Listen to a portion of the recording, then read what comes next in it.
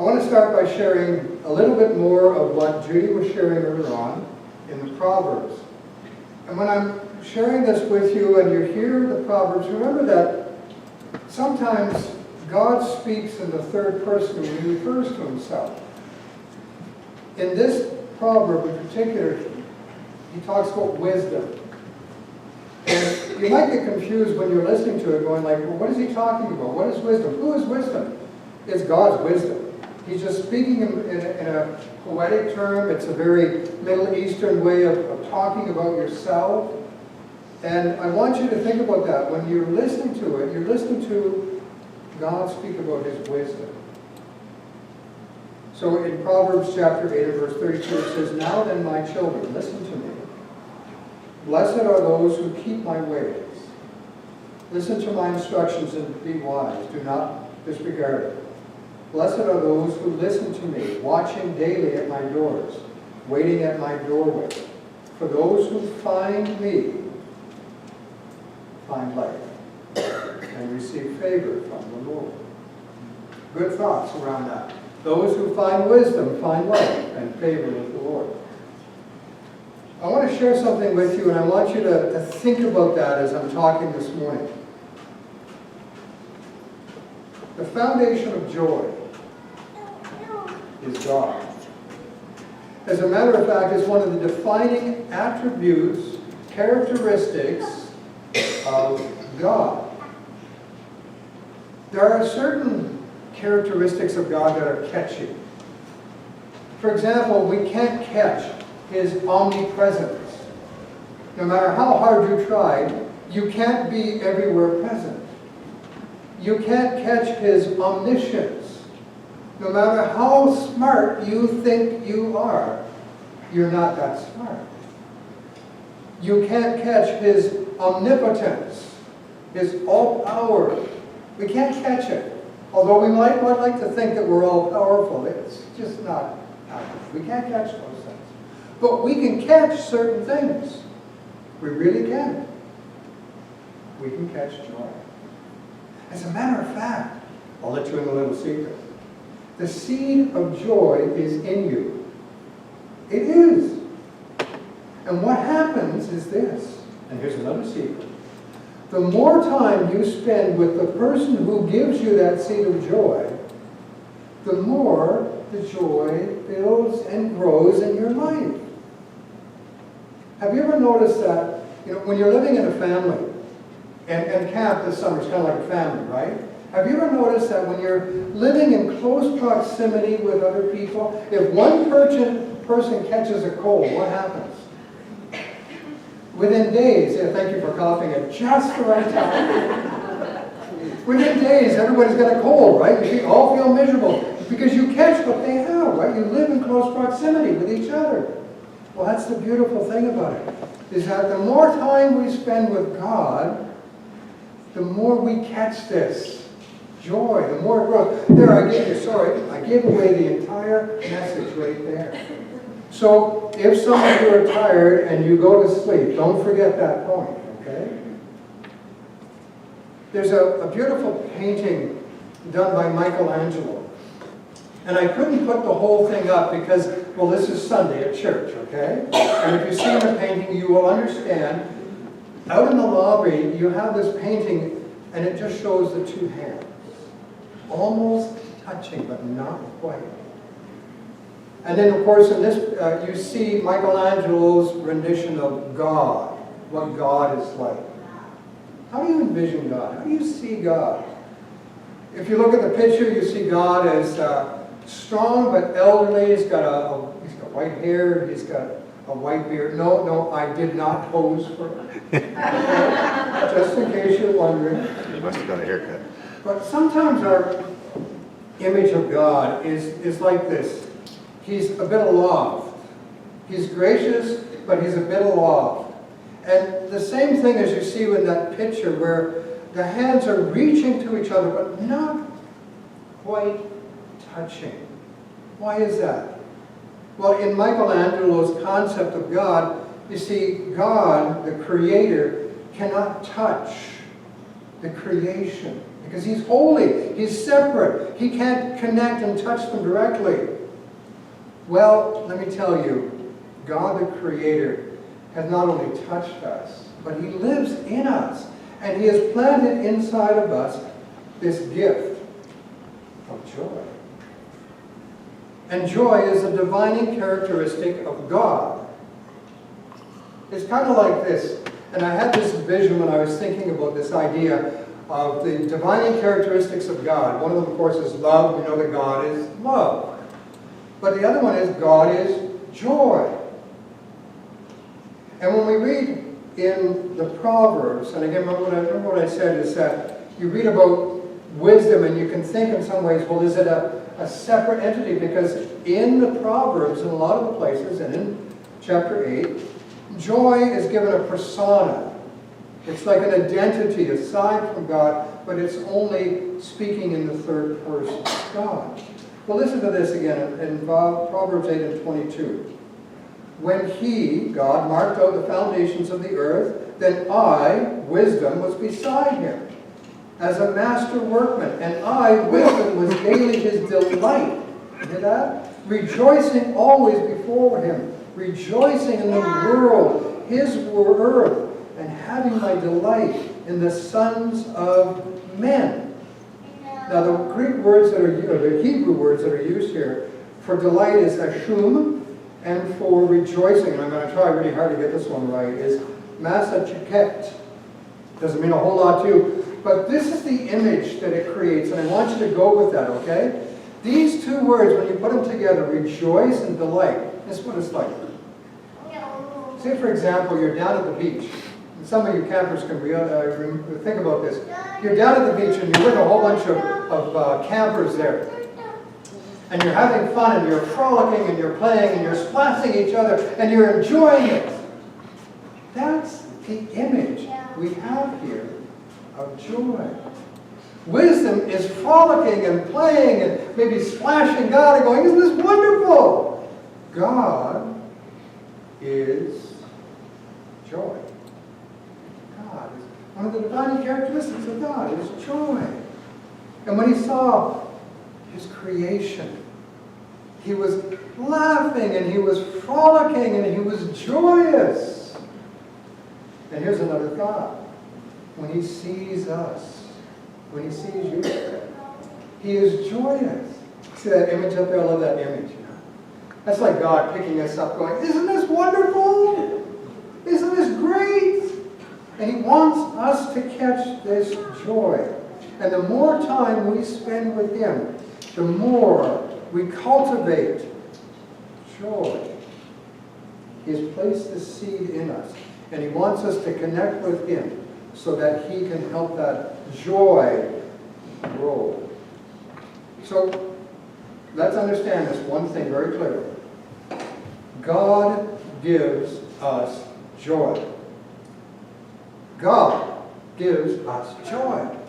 You got that? You see, I read all of these articles about how to cultivate joy and happiness. Can I give you a few ideas around this, okay? And this is something that we all do on a regular basis, right? We eat right all the time. We always get lots of sleep. We always exercise. We always take time just to focus our thoughts and relax. We always practice being in the moment and not worrying about the future. And we always love ourselves and value and appreciate ourselves. Let me ask you a simple question. How many of those boxes did you check off? How many of those are you doing on a regular basis? How many did you do today? Oh my heavens, if my joy is dependent on that list, I am in serious, serious trouble. God gives us joy. Which means this, our joy is not fragile. It's not like bone china. A friend of ours was lending her bone china. She boxed it all up very carefully and she lent it out. And when she got it back, two things were broken. Very fragile stuff. And she looked at it and she went, oh well. Our joy is not fragile. Yeah. Our life in Paris was rather interesting. And we had a lot of friends from different parts around the world. A lot of friends from Haiti, a lot of friends from Africa. And we saw them. We thought life was tough in Paris as a family. And it really is challenging. But when I look at them and I listen to them, and I see and hear of their struggles, and I look and I say, they don't even have the basic necessities that we consider necessities. Many of the men who were there came over and would work 2 or 3 jobs and save up as much money as they can to send it back to their families so that the families could have a life. And they would share accommodations with 10 people just so they could save up as much money as they can. And they didn't have a lot of possessions for themselves. They struggled. And they also suffered from discrimination. When we first arrived, I was going through the process of regularizing our residency permits and our work visa, and I was given the wrong address. And I showed up at this place, and it was a hot day, a very hot day, and it ended up being the refugee office. And I was in a lineup with hundreds and hundreds and hundreds of people, and literally they treated us like cattle. To this day, yesterday we were at the ball game, and they have, these turnstiles you have to walk through to get up to the lineup. I avoid them to this day. Why do I do that? Because when I got there, I was brutally pushed into this lineup, and these turnstiles that went on, it seemed like forever. And every now and then they had these barriers. And so you're standing there shoulder to shoulder with all of these people, and they would slam a barrier in front of you and push you back. And we did this for hours, standing out in the hot sun. And nobody would help at all. Nobody gave us the time of day. It was continuous like that. And I realized that I was seeing something that I don't normally get to see, the discrimination that they went through, the treatment, the mistreatment that they went through. And yet, this is what always amazed me. When I would see them, they would radiate joy. How could you radiate joy when you're being treated like that? Our joy does not come from our circumstances. It comes from God. And here's another thought too. Joy and sorrow go together. I know you'd like me not to say that, but that's the reality. And that's the beauty about having the joy of the Lord in our life. It's a beautiful song, one of my favorites. When I survey the wondrous cross. You know that one there? Yeah. And one of the stanzas goes like this. See from his head, his hands, his feet, sorrow and love flow mingled down. Did e'er such love and sorrow meet, or thorns compose so rich a crown? You see, in Jesus, we have sorrow and love mingled together. And with God, we can have joy and sorrow together. It's not the opposite. Sorrow is not the opposite of joy. It goes together. It's so strong. It's so powerful. What is the opposite of joy? Think about that. What's the opposite of joy? You see, the opposite of joy is not sadness. There's a hit movie that came out again with some of the sequel of it. And I really want to see that movie. I want to see it if it's as good as the first one. I really enjoyed the first one. It's a big blockbuster called Inside Out. And it's a cartoon about this young woman, a young girl, and she's having a rough time because her family moved. And all of her emotions are represented by people, right? So there's joy. There is anxiety. There is anger. I love anger. He's all red and he's always blowing his top. Not that I ever do that. But there's also sadness. Now the neat thing is that joy, bubbling over all the time, always happy, always joyous, is pushing sadness away because, well, you can't have sadness ruin the moment. And through the story, joy realizes that sadness is a healthy part of the life we live. And they can go together. You can be joyous, and yet you can experience sadness at the same time. I was going through the story of a New Testament scholar and theologian by the name of Dr. Gary Habermas. And Gary Habermas, his specialty is the resurrection, and he lectures on the resurrection. And he's teaching people constantly about the resurrection of Jesus and the surety of the resurrection of Jesus. And Gary shares in his story about how he was going through an absolutely horrific time in his life. His wife was passing away. And he was sitting on the front porch, and he said, I was just worried, I was consumed with worry. What am I going to do? What am I going to do with my 4 kids? Why is my wife dying? And he kept repeating this over and over again, over and over again. Then he said it was like God speaking into his mind and asked one simple question. One simple question. Did I raise my son from the dead? And then Gary would say, I go back and think, well, what about my wife? What about my wife? And then the question came back again. Did I raise my son from the dead? And this statement just came back over and over again. And then he realized the resurrection. She will live. I will live. Because of this hope we have in Jesus. And he said that was a changing moment in my life. And he said I was in that moment filled with sadness and joy. Sorrow and love will mingle down. Sadness and joy mixed together. 2 Corinthians chapter 6, verse 10. Paul says this, very interesting. Sorrowful, and yet always rejoicing. Poor, and yet making many rich. Having nothing, and yet possessing everything. Sounds like oxymorons. But in God, this is all a reality. Not just possible, it's a reality. Joy and sorrow mixed together. See, one thing about Christianity is Christianity doesn't mean that once we become a Christian, we're never going to experience pain again. That's not going to happen. As a matter of fact, as Christians, you're probably going to feel pain more deeply. Because when you look at other people and you see that they're struggling, and you see that all they need to do is turn the life over and give it to God and ask God for help, and you feel pain because of that, you say, why can't they see this? We're going to have pain in our life.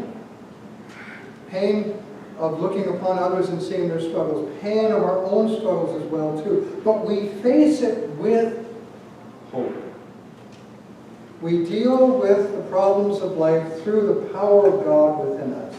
And even though we may feel pain deeply, we still have within us, through the planting of God, this seed of love and hope and joy and peace. If you look at Job, Job lost his family. He lost his financial security. He lost his health. And it says in verse 20 of chapter 1, at this Job got up and he tore his robe and he shaved his head. Now, if we were to look at that and saw somebody do that, we would say, they're losing it.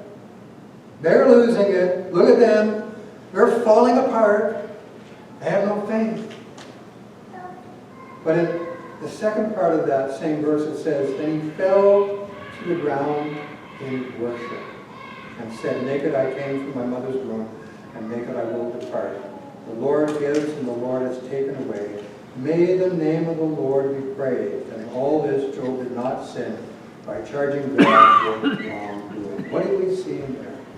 We're seeing sorrow and love, sorrow and joy mingled together. The joy that we receive from God is so powerful that nothing, if we let it, can take it away from us. John chapter 16 and verse 22, Jesus said, so with you, now is your time of grief, but I will see you again, and you will rejoice, and no one will take away your joy. No one will take away your joy. Now, actually, the Greek for that literally states, no man. I hate to, single us out, guys, but no man's going to take your joy away. What does that say? You say nobody can take your joy away. No circumstance can take your joy away if you hope in God, because our joy is rooted in God. In this world of all of the troubles that are going on, the injustice, the hatred, the division, the murder, how can we talk about having joy? Well, I wanted to do this all week long. It is 157 days to Christmas. So I'm going to share with you, all right, part of the Christmas story. Luke chapter 2, verse 10. The angels appear. And remember, the world in that time was in a terrible situation. And if you weren't Roman, your life wasn't worth anything.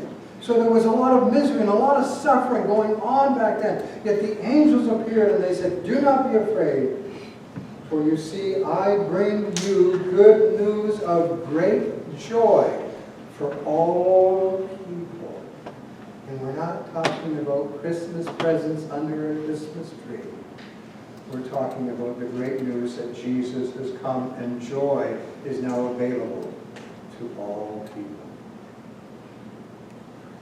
I was reading a story of a friend from Africa who was dealing with terrible illness, and they said before he was sick that he was one who was an encourager and always had a smile and always had something to share positive.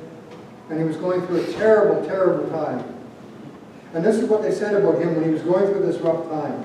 We could see in him pain, grief, and obedience and joy. Did you hear that? Obedience and joy. And he said, my favorite verse when I was going through that was, "The Lord is close to those whose hearts have been broken. He saved those whose spirits have been crushed." He said, that was me. But God was with me. And he said, my simple prayer was, "Lord, whatever is in store for me, I am at peace with whatever you plan for my life." He said, God gave me joy. Proverbs 19 and 23 says, "The fear of the Lord leads to life. Then one rests content, untouched by trouble." Jesus said in John chapter 16 and verse 33, "I have told you these things so that in me you may have peace. In this world you will have trouble, but take heart. I have overcome the world." So now my question. If sorrow is not the opposite of joy, then what is the opposite of joy? Here it is. Hopelessness. Hopelessness. Romans chapter 5 and verse 3. "But we also glory in our sufferings, because we know that suffering produces perseverance. Perseverance, character. And character, hope. And hope does not put us to shame, because God's love has been poured into our hearts through the Holy Spirit who has been given to us." In 1 Thessalonians 4 and 13, Paul says, "Brothers and sisters, we do not want you to be uninformed about those who sleep in death, so that you do not grieve like the rest of mankind who have no hope." What is that beautiful old hymn? "My hope is built on nothing less than Jesus' blood and righteousness. I dare not trust the sweetest frame, but wholly lean on Jesus' name. On Christ, the solid rock I stand. All other ground is sinking sand." We have His joy in us. And the more we spend time with Him, the more He will allow that joy to grow. I'll close with this verse here. "Therefore, since we are surrounded by such a great cloud of witness, let us throw off everything that hinders and the sin that so easily entangles. And let us run with perseverance the race marked for us, fixing our eyes on Jesus, the pioneer and perfecter of our faith. For the joy set before Him, He endured the cross, scorning its shame, and sat down at the right hand of the throne of God. Consider him who endured such opposition from sinners, so that we will not grow weary and lose heart. Thank you, Lord.